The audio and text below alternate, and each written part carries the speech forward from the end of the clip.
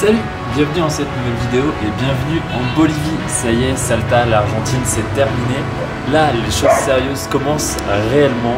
On est en Bolivie, on est actuellement à Tupiza. Là, on va partir pour 4 jours de tour qui se termine au désert d'Uyuni. Ça s'annonce vraiment sympa. L'aventure commence réellement puisqu'on n'a aucun bus de booké, on n'a que quelques hôtels mais qu'on peut annuler. Tout ce qu'on fait est beaucoup plus incertain, déjà parce que tout ce qui est fait en Bolivie est quand même beaucoup plus incertain. En plus on a le Pérou dont la situation est encore très instable, donc on ne sait pas encore si on va pouvoir y passer, si on va devoir rallonger la Bolivie, écourter la Bolivie, etc. On va vivre au jour le jour, faire au mieux. Ça s'annonce très sympa. Je vous emmène avec moi, c'est parti.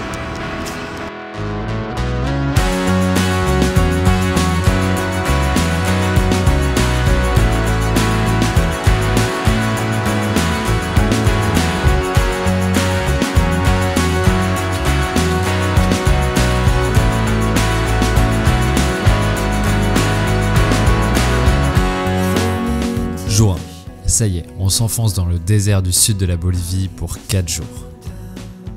On fait rapidement connaissance avec notre guide, Tito. Il est né ici et sa famille vit dans un des villages qui nous attend sur la route. Cette zone, il la connaît comme sa poche. La veille, j'ai rejoint Chloé et Sylvestre, deux Français rencontrés à Bahia, et nous voyagerons aussi avec Julie et Jordan qui nous ont rejoints pour cette aventure.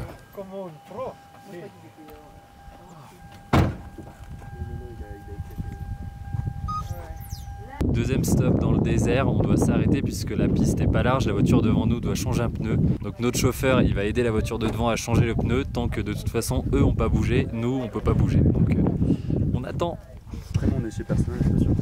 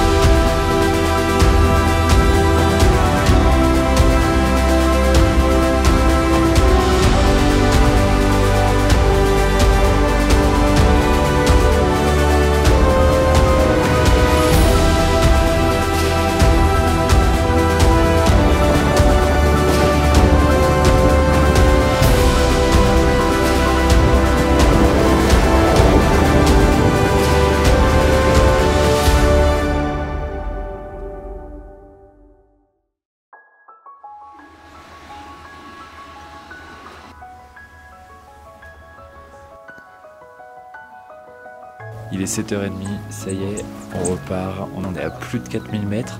On sent bien que l'oxygène manque dès qu'on bouge. On a vraiment dormi au milieu de nulle part, je pense qu'il n'y a pas d'eau courante dans l'hôtel où il y en a très peu. Et à 23h, coupure d'électricité, plus rien. Ça va, le minimum pour tout recharger. Là on repart, c'est parti.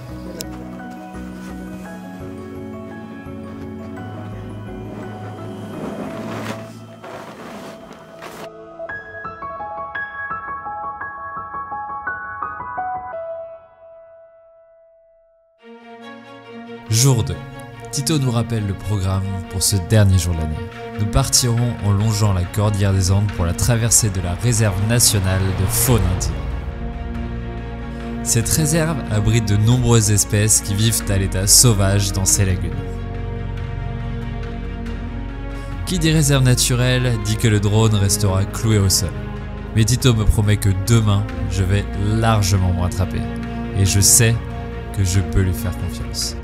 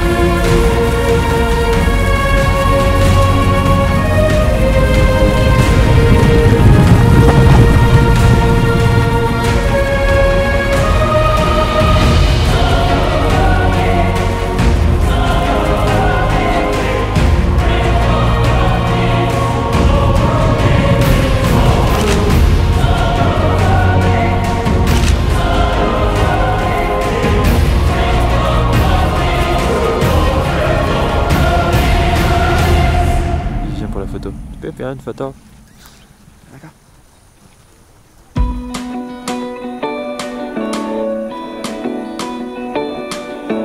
Quelque chose qui rend cette route encore plus incroyable, c'est qu'on roule sur les traces du Dakar qui est passé là pendant 4 ans, il y a une dizaine d'années. On suit tous les villages qu'ils ont traversés, on prend des bouts de piste qui ont été pris par le Dakar. C'est vraiment en partie en voyant ce Dakar, en découvrant le Salar d'Uyuni que j'ai eu envie de venir là. Donc ça a aussi une saveur un peu spéciale.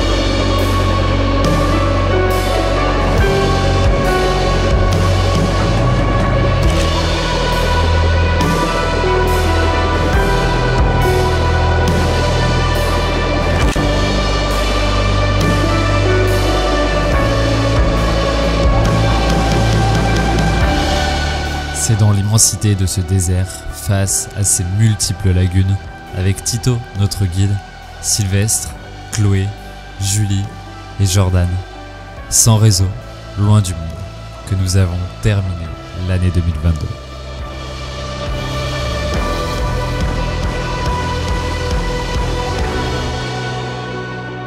Bon, c'est pas loin de 22 h, je reprends rapidement la caméra parce que ce soir c'est pas n'importe quel soir. On est le 31 décembre, donc c'est le nouvel an. Dans le refuge, là, il fait vraiment très froid. On est tous en train de calculer pour essayer de trouver des lits qui sont les plus loin des fenêtres possibles. Parce que, ouais, vraiment, on va avoir très froid cette nuit. Il n'y a pas l'air d'avoir d'eau courante ici non plus. C'est seulement des bidons qui récupèrent l'eau de pluie. On a l'électricité entre 19h30 et 22h, 22h30, on va voir. Puisque c'est juste un générateur, en fait, qu'ils font tourner pour pouvoir recharger au minimum les téléphones quand même pour rester en sécurité. Moi, j'arrive à essayer de recharger un peu ma caméra, le stabilisateur, le drone, etc. Là par contre, du moment où le générateur va se couper vers 22h, 22h30, c'est plus d'électricité, donc plus de possibilité d'avoir de la lumière non plus. Donc on va tester le nouvel an à la frontale. Ça va être sympa, je pense.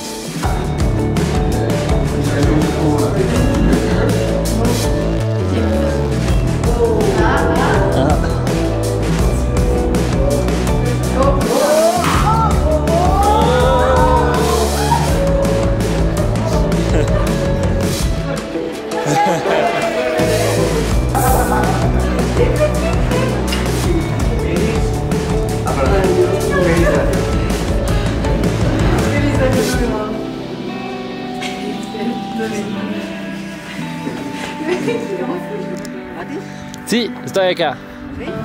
Vamos.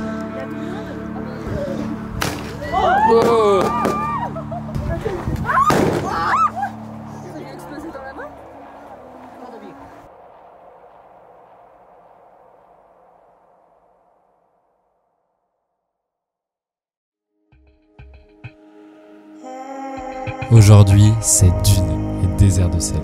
Plus précisément, on tire droit dans les dunes du désert pour essayer d'atteindre Uyuni avant le coucher du soleil. Avant de partir, Tito vient me voir pour s'assurer que le drone est bien chargé. Je ne sais pas qui, de lui ou de moi, est plus excité par l'idée des paysages qui nous attendent. Mais une chose est sûre, il ne faut pas me le dire deux fois. Ce que nous ne savons pas encore, c'est que cette journée nous réserve une belle montée en adrénaline.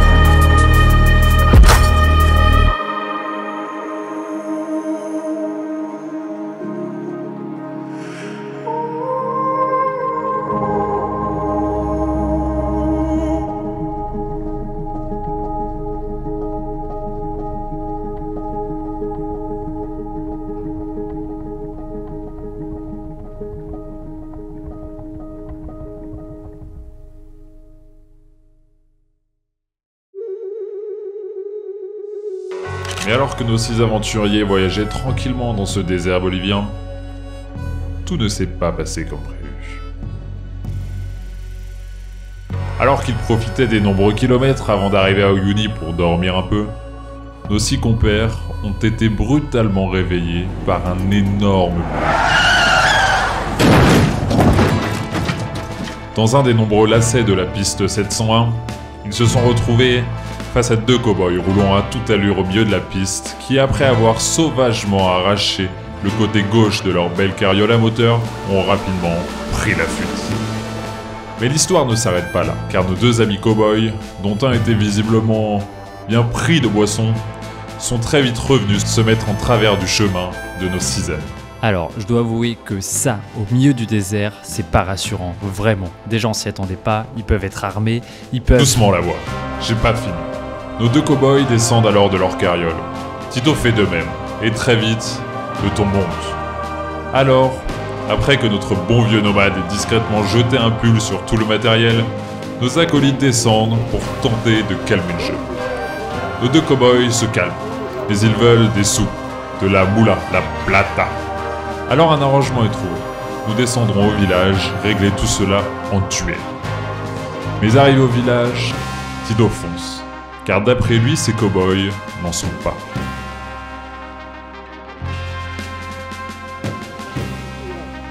Leur carriole a dû échapper au shérif, car immatriculée au Chili, elle est sûrement volée. Sans assurance, ils ont tout à perdre à tenter l'intentable, la course-poursuite. Après quelques minutes, les yeux rivés dans les rétroviseurs, nos cow-boys sont soulagés. Ils ne sont plus suivis. Ils s'en sortiront avec une bonne frayeur et un bout de la carriole en moins. Arrivés bien avant le coucher du soleil, ils ont bien mérité d'aller découvrir une première fois le désert.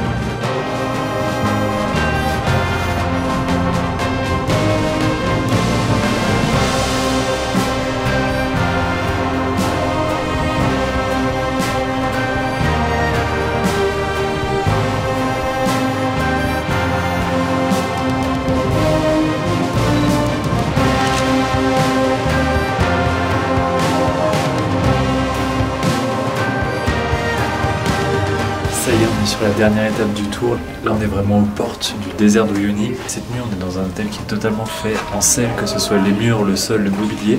C'est assez intriguant et finalement ça paraît quand même assez solide comme matériau. Demain on part à 4 h pour aller faire le lever de soleil sur le désert. Je pense que ça va être très sympa. Il est 4 h du matin. Vamos.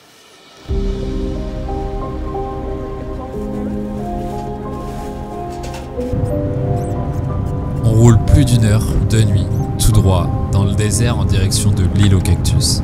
Sans aucune connexion dans cette immensité de nuit, le seul repère de Tito, ce sont les étoiles.